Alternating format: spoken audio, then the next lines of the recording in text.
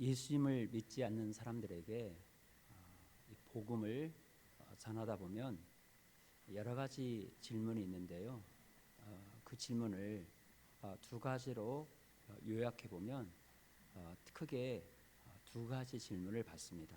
먼저는 하나님이 계십니까? 이 질문이죠. 하나님이 정말 계시다면 보여주십시오. 그러면 믿겠습니다.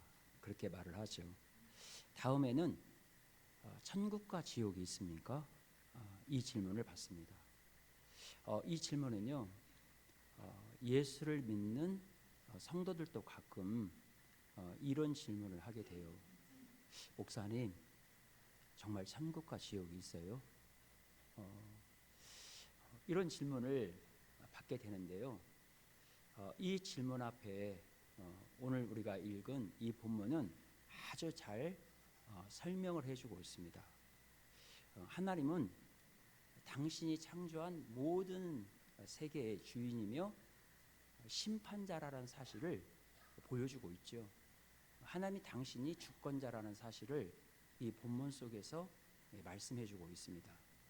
또 천국과 지옥 이야기를 설명하면서 이 하나님을 믿지 않는 사람들에 대해서 지옥이라는 이 이야기를 우리가 그곳이 어떤 곳인지 실제적으로 우리가 그려볼 수 있도록 잘 설명해 주고 있습니다. 오늘 본문에 보면 두 사람이 등장합니다. 이 사람을 보면 이 세상이 평등하지 않다는 사실을 알게 되죠. 많은 사람들은 평등을 말합니다. 평등을 외칩니다. 그런데 세상은 언제나 차이가 있듯이 차별이 아닌 차별이 있다는 것을 보게 되는 것이죠. 우리가 읽은 본문에도 두 사람의 모습 속에서 우리에게 그것을 아주 적나라하게 보여주고 있습니다. 한 사람은 엄청난 부자입니다.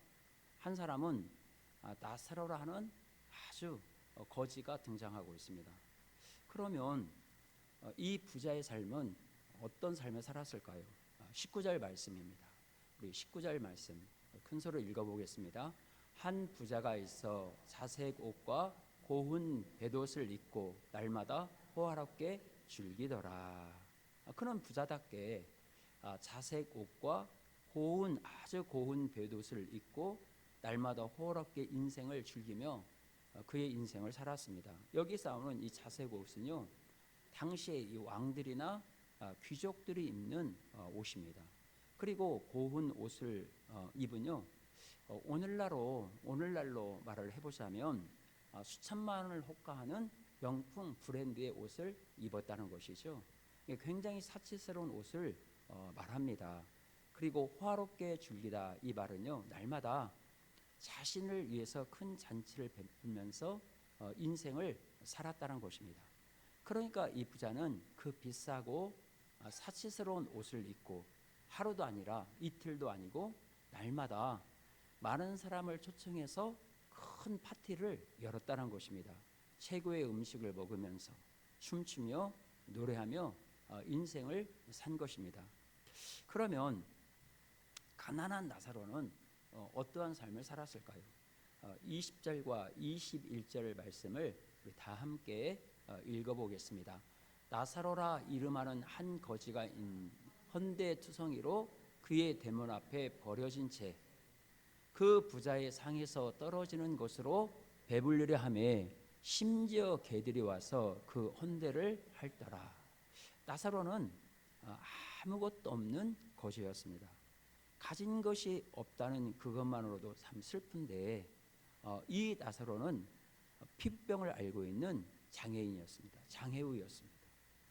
온몸의 부스럼과 악창으로 성한 곳이 한 곳도 없었습니다. 아무리 가난해도요, 가진 것이 없어도 몸이 건강하다면 얼마든지 거지 노릇을 청산할 수 있고 살아갈 수가 있습니다. 그런데 온몸에 진물이 흘러내리고 냄새가 난 이 나사로를 누가 자신의 종으로 고용을 해 주겠습니까? 그래서 이 나사로는 다른 곳으로 옮겨 다니면서 이 거지 생활을 하지 않았습니다. 그냥 그 부자 집에서 떨어지는 음식으로 배불리면서 살아갔다는 거예요. 원래 거지는요, 한 곳에 오래 머물러 있지 않습니다. 매일 거지가 온다면 좋아할 사람이 누가 있겠습니까? 그러니까 이 거지도요, 자신의 스케줄을 따라서 움직이는 것을 보게 되는 것이죠. 하루는 이 마을에서, 다른 날은 저 마을에서, 그리고 한 번 간 곳은 최하 1년 이후에 가게 되죠. 그렇게 스케줄을 따라서 움직이는 것입니다. 나사로는 인간적으로도 보더라도요, 참 애처로운 사람이었습니다. 누구 하나 함께 해줄 수 있는 가족도 없었습니다. 친구도 없었습니다.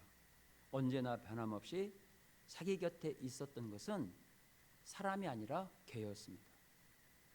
자신의 헌대를 핥아주는 개밖에 없었다는 것이죠. 이 나사로와 부자의 삶이 너무나 극적으로 대조의 모습을 아주 적나라하게 보여주고 있지 않습니까? 그런데 이것이 오늘날 살아가는 우리 시대의 세상이라는 것입니다. 사람들이 사는 곳에는 어디를 가든지 부자가 있습니다. 가난한 자가 있습니다. 우리나라도 마찬가지죠. 몇 천만 원짜리 명품 브랜드 옷을 사 입고 하룻밤에 술집에서 수천백만, 수백만을 쓰는 사람들이 있죠. 그리고 좋은 시계와 몇억 대 또는 몇십억 대 차를 타면서 살아가는 사람들이 있잖아요. 그런가 하면 편의점에서 삼각김밥 하나를 구입해서 그것으로 끼니를 때우고 일터로 나가는 사람도 있습니다. 이처럼 우리가 사는 세상은 평등하지 않습니다. 그런데 우리가 우리 인생에서 가장 확실하고 가장 평등한 것이 있습니다. 그것이 무엇일까요? 죽음입니다. 오늘 말씀에도 그렇게 호화롭게 살고 매일 파티를 즐기며 살았던 부자도 죽었습니다. 늘 고난과 애처로움과 누구 하나 아는 사람 없었던 나사로도 죽었습니다. 두 사람이 모두 죽었습니다. 22절 말씀 우리 다 함께 읽어보겠습니다. 이에 그 거지가 죽어 천사들에게 받들려 아브라함 품에 들어가고 부자도 죽어 장사되매. 두 사람이 모두 죽었다고 말을 하고 있습니다. 그러면 누가 먼저 죽었을까요? 가난하고 병들고 외롭게 살았던 거지 나사로가 먼저 죽었습니다. 그리고 얼마 후에 비싼 옷을 입고 날마다 잔치를 베풀면서 호화롭게 사는 부자도 이 세상을 떠났습니다. 이 사실은 우리에게 무엇을 말해주는 걸까요? 모든 사람은 다 죽는다는 것입니다. 부자도 죽습니다. 가난한 자도 죽습니다. 배운 자도 죽습니다. 배우지 못한 사람도 죽습니다. 위대한 영적 지도자 모세도 죽었습니다. 유물론을 주장한 공산주의 마르크스도 죽었습니다. 이것을 보게 되면 죽음처럼 확실하고 죽음처럼 평등한 것이 없습니다. 물론 죽음의 장소와 죽음의 모양은 사람마다 다를 수 있죠. 그렇지만 죽음 그 자체는 평등하다는 것입니다. 모든 사람은 죽습니다. 저와 여러분도 죽습니다. 2024년도 우리나라의 사망자 수가 여러분 얼마인지 알고 계십니까? 통계청에 의하면 35만 8,400명이라고 보고를 하고 있습니다. 전주 인구의 반절이 한 해에 돌아가시는 숫자라고 말을 합니다. 우리가 아무리 죽음을 외면하고 발버둥 친다고 할지라도 우리도 언젠가는 죽음의 대열에 합류할 수밖에 없습니다. 왜냐하면 하나님께서 사람은 한 번 죽는 것으로 딱 법칙으로 정해 놓으셨기 때문에 그렇다는 거예요. 그래서 히브리서 9장 20절 상반절에 보면 이렇게 말합니다. 우리 다 함께 읽어보시오. 한 번 죽는 것은 사람에게 정해진 것이요. 그러니까 이 죽음의 법은 어떤 사람도 피해갈 수가 없다는 것입니다. 이렇게 죽음보다 확실하고 죽음보다 평등한 것은 이 세상에 없습니다. 존재하지 않아요. 우리가 이 땅에 사는 것만큼 사람들은 종착점이 죽음의 종착점이 더 가까워집니다. 그런데 우리는 이 세상에서 영원히 살 것처럼 생각하면서 살아간다는 것이죠. 아니, 죽음은 전혀 나와 상관없는 것처럼 생각하면서 인생을 살아간다는 거예요. 아니, 죽음을 생각하면 굉장히 기분이 나쁘잖아요. 그래서 우리나라 사람들은 사자를 숫자만 들어도 이 죽을 사자와 같다고 그런 이유로 사자를 싫어합니다. 그래서 어떤 아파트에 보면 엘리베이터를 보면 사칭이라는 단어를 쓰지 않고 F라 이렇게 딱 해놨어요.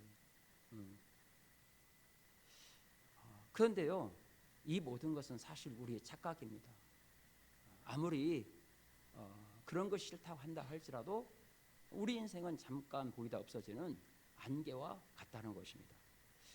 우리가 지금 오늘 이 자리에서 예배를 드리고 있는데요, 50년 후에, 아니 50년이 아니라 40년 후에, 아니 그것도 아니라 30년 후에 이 자리에서 다시 만날 사람이 몇 사람이 될까요?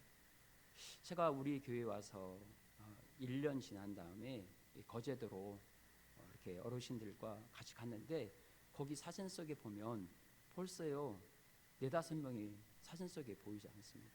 그때 17명이 갔는데요, 벌써 5명이 넘어가요. 그 사진 속에 인물. 10년, 제가 이제 12년째 우리 교회에서 와서 제가 하고 있는데 그렇다는 것입니다. 우리가 50년 후에, 아니 30년 후에, 아니 20년 후에 오늘 이 자리에서 다시 만납시다, 이렇게 약속을 한다면 과연 이 자리에 나올 수 있는 사람이 몇 사람이나 될까요? 거의 없을 것입니다. 부자와 나사로가 이 세상을 떠나는 것처럼, 우리 부모님들이 이 세상을 떠난 것처럼, 내가 알고 있는 친구와 지인들이 이 세상을 떠난 것처럼 저와 여러분도 언젠가는 이 세상을 떠나야 한다는 것입니다. 죽음은요 멀리 있지 않습니다. 그래서 다윗은 사무엘상 20장 3절 하반절에서 이렇게 말씀했습니다. 우리 다 함께 읽어볼까요? 나와 죽음 사이는 한 걸음뿐이다. 나와 죽음은요 내가 한 발자국 그 사이밖에 아니라는 거예요. 본문을 보면 거지 나사로도 죽었습니다. 부자도 죽었습니다. 그러면 죽음 이후에는 어떻게 되는 것일까요? 그냥 사라지는 걸까요? 많은 사람들이 죽음 이후에 대해서 굉장히 궁금해합니다. 그래도 그런 책들이 또 많이 나와 있잖아요. 죽음 이후에 대해서 굉장히 알고 싶어합니다. 사후의 세계는 정말 존재하는 것일까? 사후의 세계가 존재한다면 그 사후의 세계는 어떤 것일까? 혹시 여러분도 죽음 이후의 세계에 대해서 생각을 해본 적이 있습니까? 그런데 주변을 보면요, 가끔 사후의 세계를 경험했다고 하는 사람들이 있죠. 유튜브를 보더라도요 그런 사람들이 굉장히 많이 등장합니다. 그런 사람들을 인터뷰하고 연구해서 나온 책들이 굉장히 많습니다. 거기 보면 허무맹랑한 이야기들이 굉장히 많습니다. 주로 환생에 대해서 말을 많이 하죠. 미국 방사선학과 전문의이자 물리학자인 제프리 롱 박사는 20년간 임사체험단을 설립해서요, 전 세계적으로 4,000여 건의 임사체험 사례들을 수집하고 연구를 했습니다. 이를 통해서 죽음 이후의 삶을 입증하는 9가지 증거들을 도출해 내었습니다. 그 9가지 내용들이 좀 요약해 보면 바로 이런 내용들이었어요. 영혼이 육신 속에 있을 때보다 죽은 이후에 우리 의식이 더 명료했다고 그래요. 죽은 사람들의 이야기를 들어보면 비몽사몽이 아니라 우리가 없어지는 것이 아니라 더 분명하고 명료한 의식을 가지고 있었다고 말을 합니다. 그 다음에는 가족과의 만남이 있었습니다. 그 다음에는 완벽하게 자신의 삶을 회고했습니다. 자신의 삶을 회고하는데 너무나 분명하고 완벽하게 자신의 삶을 회고했다는 거예요. 또 어느 나라 사람들이든지 아프리카든 사람이든지 백인이든지 흑인이든지 동양인이든지 죽은 이후의 삶이 일관성이 있었다고 말을 합니다. 또 이런 내용도 있습니다. 깨어난 뒤에는 대부분의 사람들이 삶이 변했다고 말을 해요. 죽음이 끝인 줄 알았는데 죽음이 끝이 아니라 그런 사후의 세계가 있다는 사실을 알게 되니까 사람들의 삶이 굉장히 큰 변화를 가져왔다는 것입니다. 그러나 여러분, 그 누구도 죽음 이유에 대해서 분명하게 또 정확하게 말할 수 있는 사람은 없습니다. 가끔 천국과 지옥을 다녀온 사람들의 간증이 있어요. 유튜브 보면요, 그런 분들이 상당히 많습니다. 그런데 그 간증이 완벽하게 죽음 이후의 세계를 말해줄 수는 없습니다. 아무리 천국과 지옥을 다녀왔다고 할지라도 그 사람의 간증이 완벽하게 사후의 세계를 말해주는 것이 아니죠. 오직 진리이신 하나님의 말씀만이 죽음 이후에 대하여 분명하게 말씀하고 있다는 것입니다. 하나님의 말씀만이 죽음 그 이후에 우리의 인생 가운데 펼쳐질 죽음 그 이후의 삶에 대해서 분명하게 말씀하고 있다는 거예요. 그러면 하나님의 죽음 그 이유에 대해서 어떻게 말씀하고 있을까요? 오늘 말씀에 보면 죽음 그 이후의 삶에 대해서 하나님께서 우리에게 말씀하고 있습니다. 죽음 그 이후에 이게 우리의 사후의 세계는 어떤 곳이냐? 내가 죽은 다음에 우리의 사후의 세계는 어떤 곳이냐? 첫 번째로 죽음은 끝이 아니라는 것입니다. 오늘 말씀에 보면 거지 나사로가 아무도 자신의 임종을 봐주는 사람 없는 가운데 아주 쓸쓸하게 장례식도 없이 치르지 못하고 이 세상을 떠나게 되었습니다. 그런데 어떤 일이 벌어졌습니까? 22절 말씀입니다. 우리 큰 소리로 읽어보겠습니다. 이에 그 거지가 죽어 선사들에게 받들려 아브라함의 품에 들어가고 부자도 죽어 장사되매. 나사로의 영혼이 세상을 떠났는데 그 영혼이 육체의 장막을 벗어나는 그 순간에 놀라운 일이 벌어진 거예요. 아마 저와 여러분들도 머지않아서 그 경험하게 될 것입니다. 한 천사가 아니라 여러 명의 천사가 와서 그 나사로의 영혼을 왕처럼 떠받들어서 아브라함의 품으로 인도했다는 것입니다. 여기서 아브라함은 어떤 것을 말하는 것일까요? 천국을 말하는 거예요. 대명사처럼 이렇게 쓴 것이죠. 왜 주님의 품이라고 말하지 않고 천국을 아브라함의 품이라고 말을 했을까요? 아브라함은 믿음의 조상입니다. 주님은 인간의 몸을 입고 지금 이 땅에 와 계신 거예요. 그러기에 아브라함의 품으로 그렇게 설명한 것이에요. 그 당시 사람들이 이해할 수 있도록 그렇게 설명을 한 거예요. 품으로 표현한 것은 하나님의 사랑과 위로가 있기 때문에 품으로 천국을 소개한 것입니다. 죽음은 절대로 끝이 아닙니다. 죽음은요, 멸절이 아닙니다. 죽음은 영원한 세계의 시작입니다. 사람들은 죽음을 의학적으로 심장이 멈췄다 이렇게 말을 해요. 의학적으로 보면 의학적으로 이 심장이 멈춘 것이 죽음이라고 말을 하죠. 영적으로 보면요, 죽음은 심장의 멈춤이 아닙니다. 그 육체 속에 있던 영혼이 그 육체의 장막을 벗고 떠나는 것입니다. 우리 육체는 내 영혼을 담고 있는 그릇이에요. 이 그릇이 망가지고 깨어지면 더 이상 영혼이 그 그릇 속에 머무를 수가 없습니다. 그러기에 그 영혼이 그 육체 속에서 빠져나오는 것입니다. 그러므로 죽음이 무엇이냐? 육체와 영혼이 분리되는 것이 죽음입니다. 그런데 안 믿는 사람들도 어느 정도 그 사실을 어렴풋이 알고 있었습니다. 그래서 안 믿는 사람들도 가끔 이런 표현을 하세요. 혼이 나갈 뻔했네. 혼 나간다. 여러분, 그런 말을 저 어렸을 때요, 저희 할아버지한테도 가끔 그런 얘기를 많이 들었습니다. 안 믿는 사람들도 죽음이라는 것이 어느 정도 있다는 사실을 알고 있다는 거예요. 정확하게 알지 못해서 그렇지 어느 정도는 어렴풋하게 알고 있다는 거예요. 죽음은요, 절대로 끝이 아닙니다. 죽음 그 이유는 어떤 것이냐? 두 번째, 죽음 그 이후에는 반드시 심판이 있다는 것입니다. 부자를 보십시오. 부자는요, 많은 사람들이 보는 가운데 장사를 지냈어요. 그 사람이 죽은데요, 사람들이 하완이 문전성시를 이루었어요. 우리말로 한다면 쉽게 말하면 대단한 꽃가마를 타고요, 사람들이 인산이리를 오면서 그 죽음을 슬퍼했습니다. 그런데요, 죽고 난 뒤에 어떤 일이 벌어지게 됩니까? 아주 끔찍한 일이 벌어진 거예요. 22절 말씀입니다. 우리 22절 말씀 다 함께 읽겠습니다.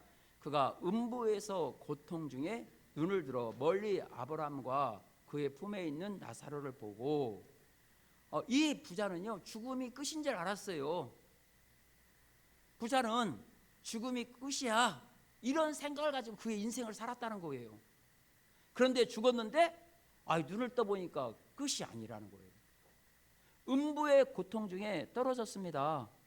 여러분, 음부가 어떤 곳인지 알고 있습니까? 음부는 여기서 음부로 표현하고 있지만요, 지옥을 말하는 거예요. 지옥은 하나님의 임재가 없는 곳입니다. 하나님의 사랑, 하나님의 자비, 하나님의 은혜가 단절된 곳이에요. 거기에는 고통과 괴로움과 미움과 증오만 있는 곳이 바로 지옥이라는 거예요. 그런데 이 부자가 음부의 고통 중에 떨어진 것입니다. 음부의 고통 중에 떨어졌다는 것은요, 하나님의 심판이 그에게 임했다는 것입니다. 그러면 왜 부자는 지옥에 떨어졌을까요? 왜 부자는 음부의 고통 가운데 떨어졌을까요? 여러분, 부자로 살았기 때문에 그랬을까요? 그러면 오늘날 부자로 사는 사람은 다 지옥에 가야 합니까? 말도 안 되는 이야기죠. 부자로 살았기 때문이 아닙니다. 부자로 살았기 때문에 그가 지옥에 떨어진 것이 아니죠. 물질의 부유함 때문에 그의 마음이 교만해져서 하나님을 믿지 않고 하나님을 의지하지 않고 살았기 때문인 것입니다. 물질의 부유함 때문에 나는 하나님 없이 살 수 있어, 나는 하나님 없이도 행복하게 살 수가 있어, 내 몸 편안하게 줄기만 살면 되지, 뭐 그런 것 죽음이 사후에 생각하고 살아? 이런 생각을 가지고 살았던 이 땅을 살았다는 것입니다. 하나님 없이도 잘 살 수 있어. 이것이 가장 큰 죄라는 것입니다. 이것이 가장 큰 교만이죠. 이것은요, 주님의 사랑을요, 그가 없이 한 얘기하는 거예요. 예수님이 우리를 구원하기 위해서 이 땅에 오셨는데 그것을요, 부인하는 거예요. 이것이 가장 큰 교만입니다. 그래서 예수님은 마태복음 5장 3절에서 뭐라고 말씀하고 있냐면, 심령이 가난한 자는 복이 있나니 천국이 그들의 것임이라고 말씀하고 있습니다. 여러분, 천국은 심령이 가난한 자들부터 시작된다는 거예요. 히브리서 기자는 분명하게 말합니다. 히브리서 9장 27절 말씀입니다. 우리 다 함께 읽어보겠습니다. 한 번 죽는 것은 사람에게 정하신 것이요, 그 후에는 심판이 있으리니. 죽음이 끝이 아니라는 거예요. 죽음은 멸절이 아니라는 거예요. 반드시 심판이 있다고 말을 하고 있습니다. 그러면 죽음 이후에 이 부자에게 임한 하나님의 심판, 그 음부의 고통은 무엇이었을까요? 이 부자에게 임한 하나님의 심판은 첫 번째, 비교의 고통입니다. 음부의 고통 중에 있던 이 부자는 아브라함 품에 있는 나사로를 보게 된 거예요. 이게 천국에 있는 나사로를 보게 된 거예요. 이것을 보면 천국은 지옥이 보이지 않게 되어 있습니다. 내가 천국에 갔습니다. 그런데 내 아버지가, 내 엄마가 지옥에 고통당하는 모습을 보게 되면 얼마나 괴롭겠습니까? 더 이상 그것이 천국이 아니겠죠. 그래서 천국에 있는 자는 지옥을 보지 못하게 되어 있습니다. 그런데 지옥에 있는 사람은 천국에 있는 사람을 보게 된다는 거예요. 왜 하나님은 이렇게 지옥을 만드셨을까요? 그것은 비교의 고통을 경험하기 위해서 그렇다는 거예요. 우리 인간이 살아가면서 최고의 정신적인 고통이 무엇인지 아십니까? 그것은 비교의 고통입니다. 우리 자녀를 키워보신 분들은 비교의 고통이 무엇인지